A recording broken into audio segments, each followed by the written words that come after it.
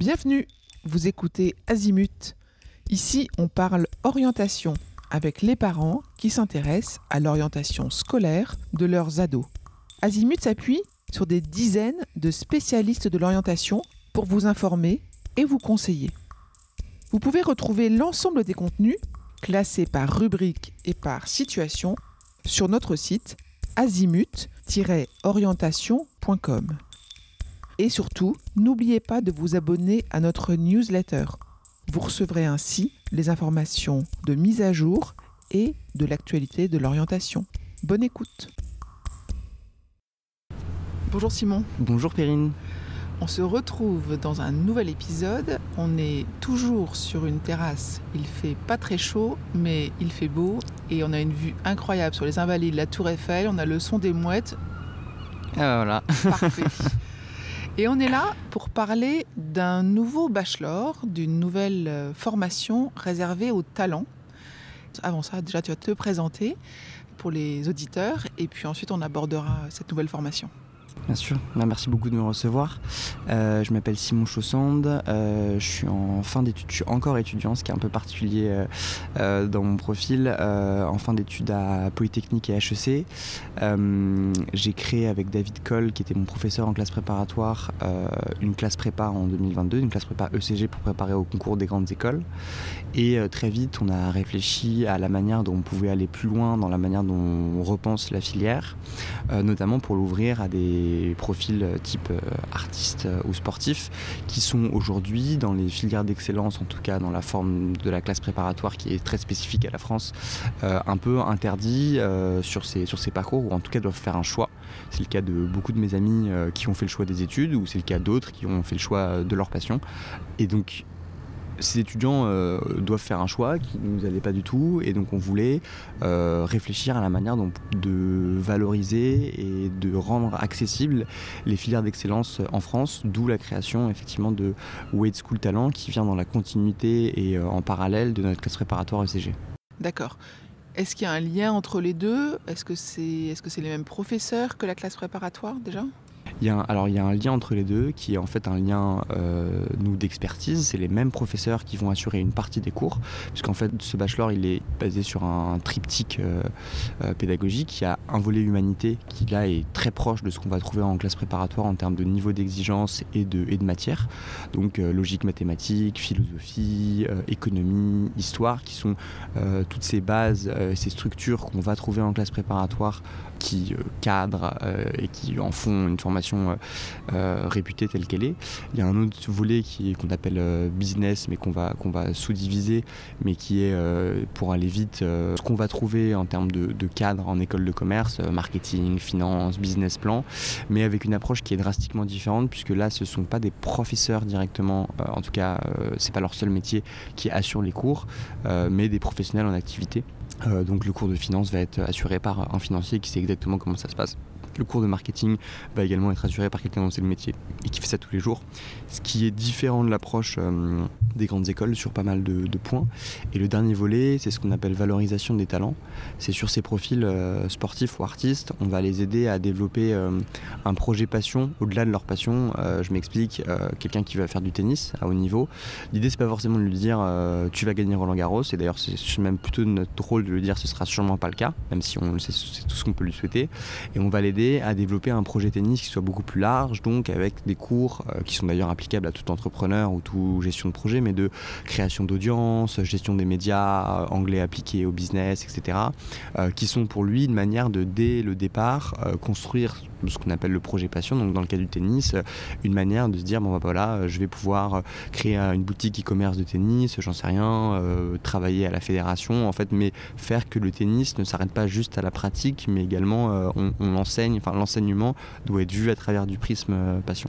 Donc on a ce triptyque là avec effectivement l'ADN classe préparatoire qui vient infusé en termes de savoir-faire et en termes d'émulation et d'intensité dans la formation. L'idée étant de s'adresser aux étudiants, il n'y en a pas non plus énormément, mais aujourd'hui ils ont peu d'offres, qui ont l'ambition et la vocation d'avoir un double projet d'excellence, donc à la fois académique et dans leur discipline. Mon fils court tous les dimanches, ma fille elle fait des très beaux dessins depuis longtemps. Est-ce que c'est des candidats potentiels ou est-ce qu'il faut qu'ils aient un classement? Est-ce qu'il faut qu'ils aient déjà des diplômes, des reconnaissances, des concours gagnés?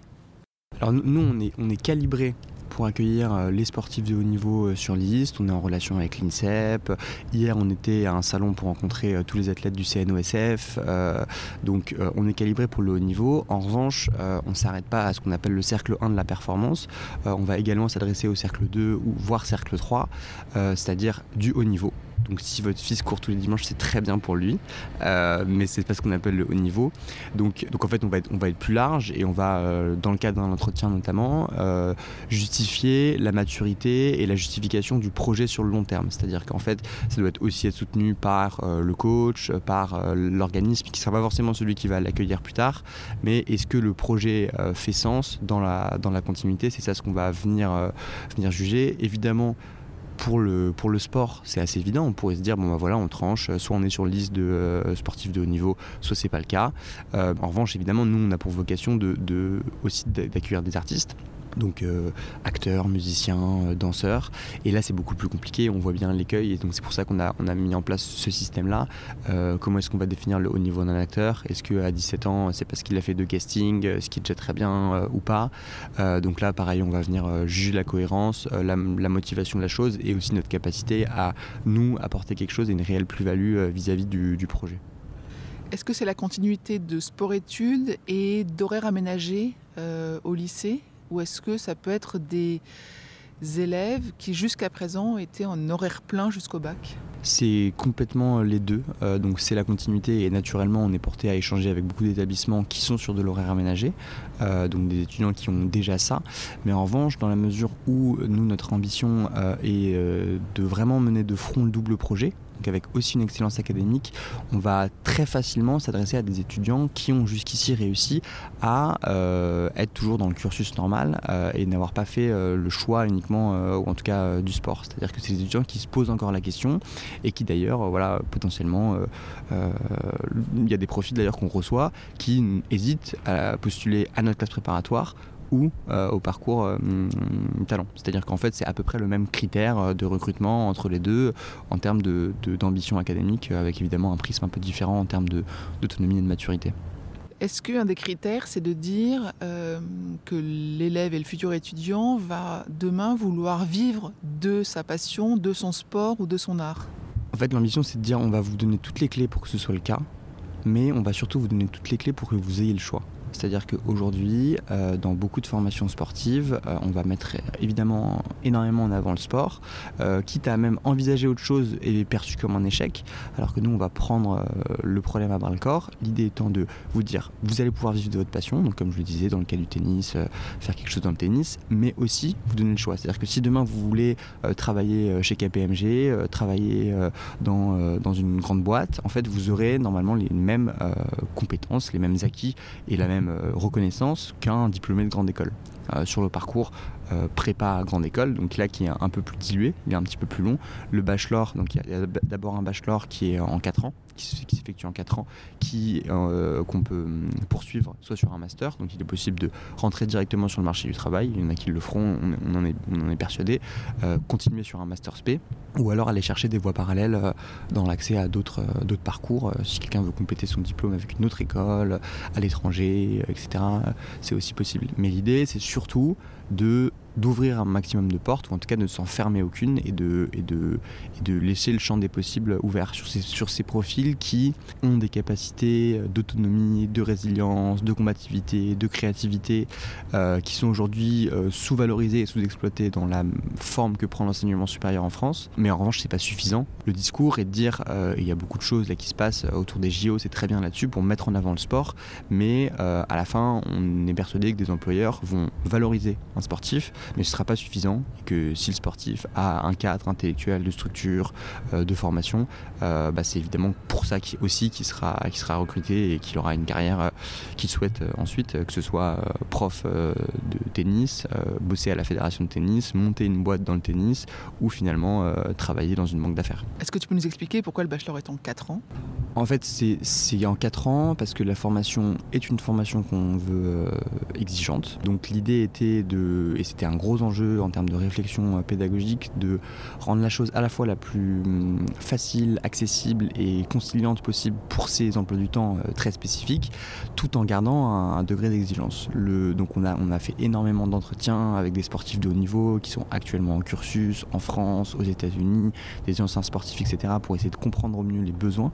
Je dis sportifs parce que c'est beaucoup plus évident de les identifier dans les filières, mais on a évidemment aussi échangé avec des artistes, notamment musiciens en particulier, qui nous ont beaucoup aidés sur la manière dont le rythme d'entraînement de chaque discipline, etc., ce qui est très important, et on n'avait pas forcément au départ des idées très précises sur tout ça.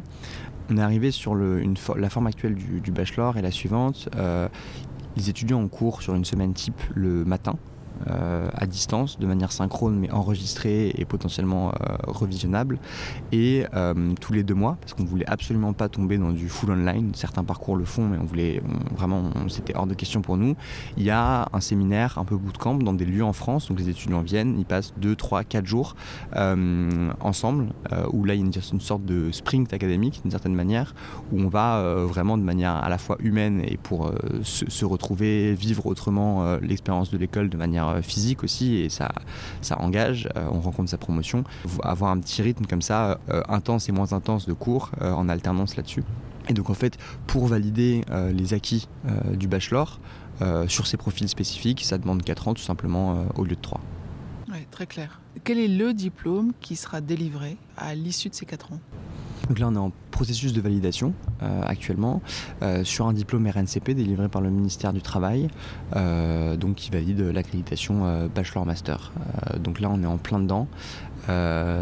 C'est assez lourd comme procédure, et c'est tant mieux, parce qu'il y a effectivement, on en discutait juste avant, beaucoup de dérives dans l'enseignement supérieur là-dessus, c'est-à-dire en fait des diplômes qui finalement sont délivrés un peu comme des Kinder Surprise, et donc des écoles qui ont des accréditations alors qu'on ne parle même pas d'éducation en ce qui les concerne. Donc voilà, on a fait le choix du diplôme RNCP, on a beaucoup hésité à aller se faire accréditer à l'étranger aussi, pour directement sortir du rang et aller vraiment faire les choses différemment. Finalement, c'est pas le cas. Mais voilà, nous on compte surtout sur la force du diplôme, la reconnaissance de l'ADN classe préparatoire et de nos partenaires qu'on annoncera en mars, pour tout ce qui est des questions d'employabilité sur lesquelles il n'y aura aucun sujet pour les étudiants qui sortent de Way School Talent. Parfait. C'est la première promo l'année prochaine. Comment est-ce qu'on candidate ? On candidate de la même manière que sur la prépa, donc via le site, on est hors Parcoursup, avec un dossier écrit donc, sur lequel il faut remplir un formulaire où on pose 6 questions de justification sur la pratique, le choix d'orientation, etc., pour comprendre vraiment qui sont les candidats. On n'a pas demandé de lettre de motivation parce qu'on sait très bien que c'est souvent soit les parents, soit ChatGPT qui les écrivent, donc ça nous intéresse finalement assez peu. Ces questionnaires-là, donc, qui sont uniques pour notre école, permettent de s'assurer qu'il y a au moins une préparation qui est faite. Et ensuite, une fois que le dossier est accepté, s'il est accepté, on reçoit un entretien à distance ou physique pour la validation de la candidature. Sachant que sur l'année prochaine, on ambitionne une petite promo, donc on sera sélectif, on va rester sélectif, mais une promo de 20, de manière à pouvoir les accompagner dès la première année au mieux et d'être au plus près des besoins de manière très individualisée et tutorée et mentorée. Les parcours sont talents généralistes, c'est-à-dire il n'y a pas un parcours sportif et un parcours artiste. C'est bien mélangé, donc c'est aussi super intéressant d'un point de vue réseau pour plus tard, etc. Bien sûr, bien sûr. Ils sont mélangés d'un point de vue réseau et d'un point de vue compétence aussi. La manière dont on construit les cours, les modules et les matières, ça va s'adresser aux deux, et donc on ne tombe pas dans l'écueil. Autant le parcours est intégralement pensé pour ces profils spécifiques, c'est-à-dire qu'on n'a pas créé un bachelor ou créé une grande école et à un moment on s'est dit ah tiens d'ailleurs on a oublié les sportifs et les artistes, on va leur faire un petit truc sur le côté. Là on a vraiment dès le départ, on s'est exclusivement réservé à ces profils-là. En revanche, les matières et l'ambition pédagogique n'est pas du tout focus sport. C'est pas un bachelor en sport, c'est pas un bachelor en art, loin de là. Et ce qui est assez intéressant aussi sur le réseau, disons, c'est qu'on va mettre en place un système de mentorat et de binôme entre des étudiants du parcours classique grande école, prépa grande école, HEC, etc.